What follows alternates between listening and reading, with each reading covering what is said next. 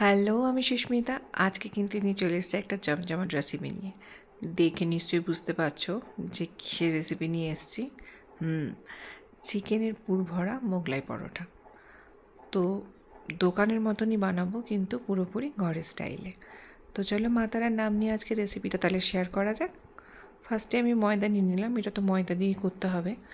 তো ময়দা নিয়ে নেওয়ার পরে আমি সামান্য একটু নুন দিয়েছি, যাতে একটু টেস্টটা ব্যালেন্সে থাকে, যে মোগলার যে পরোটাটা হবে সেটাতে যেন একটা টেস্ট ব্যালেন্স ঠিকঠাক থাকে, তার জন্য। তারপরে ময়ম দিয়ে, যেভাবে আমরা ময়ম দিয়ে ভালোভাবে পরোটার মানে ময়দা মাখি, সেরকমভাবে আমাকে মেখে নিতে হবে। কিন্তু এক্ষেত্রে ময়নের পরিমাণটা ঠিকঠাকভাবে দিতে হবে মাখার সময়ও। এবং দেখো, আমি এখানে পুরো প্রসেসটা দেখিয়েছি, যে মেখে নিলাম ভালোভাবে। আর ডোটা কিন্তু ভালো রকম সফট হতে হবে। মেখে নেওয়ার পরেও কিন্তু আমি আবার ময়ম দিয়ে, মানে সাদা তেল দিয়ে আবার ভালো করে ঠেসে ঠেসে মেখে নিয়েছি। আর দেখো, ডোটা কিন্তু বেশ সফট হতে হবে। তারপরে দেখো, আমি এরকম সাইজের লেচি কেটে নিয়েছি। তোমরা তোমাদের মনের মতো লেচি কাটবে, বড় করলে আরও বড় লেচি কাটবে, ছোটো করলে আর একটু ছোটো।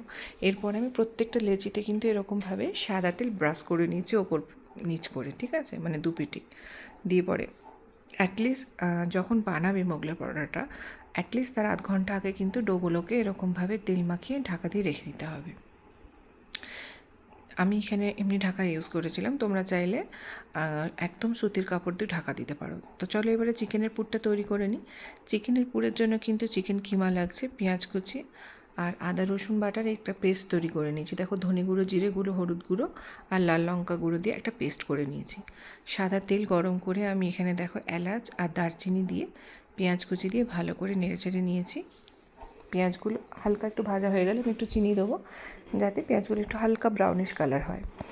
তো তোমরা চাইলে চিনিটা দিতে পারো, নাও দিতে পারো, ওটা টোটালি তোমাদের উপরে। আচ্ছা, তারপরে যে আদা রসুনের যে পেস্ট আমি বানিয়ে রেখেছিলাম সব রকম গুঁড়ো মশলা দিয়ে, সেই পেস্টটা দিয়ে একটু নাড়াচাড়া করে নেবো। আর ভালো সেন্ট যাতে বের হয়, একটা মোগলাই জিনিস তো, সেই জন্যই সামান্য একটু জায়ফল আমি এখানে মানে গ্রেট করে ওর পাউডারটা দেবো। এরপরে চিকেন কিমাটা দিয়ে ভালো করে নেড়েচেড়ে নিলেই, আর স্বাদ মতো নুন দিয়ে নেড়েচেড়ে নিলেই কিন্তু আমার চিকেন কিমার যে পুরটা করবো মোগলাই পরোটা আমার রেডি।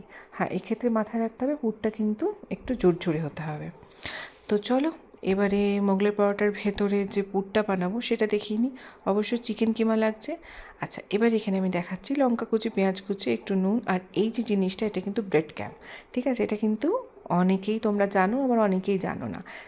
তো এই জিনিসটা দিলে কিন্তু সম্পূর্ণ দেখো মানে একদম দোকানের মতন হবে।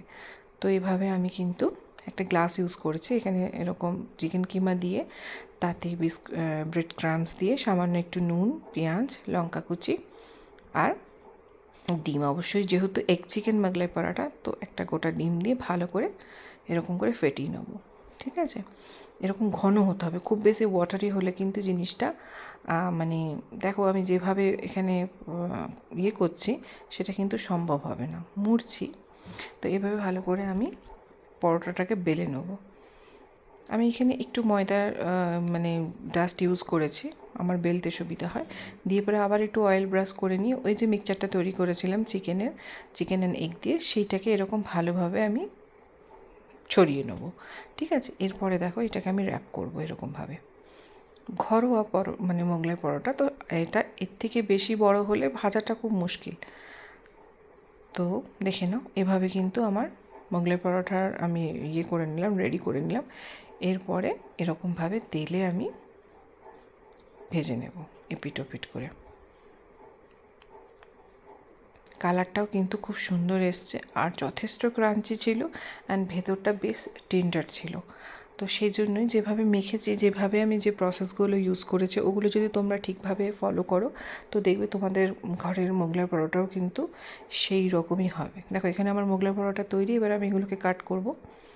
তো একটা দেখো যথেষ্ট বড় হয়েছে, মোটামুটি 4টে মতন কাট হয়েছে। তো আর দেখো, পুরো ভর্তি পুর, একদম ঠাসা চিকেনের পুর দেওয়া। তো চলো, আমার মোগলাই পরোটা রেডি।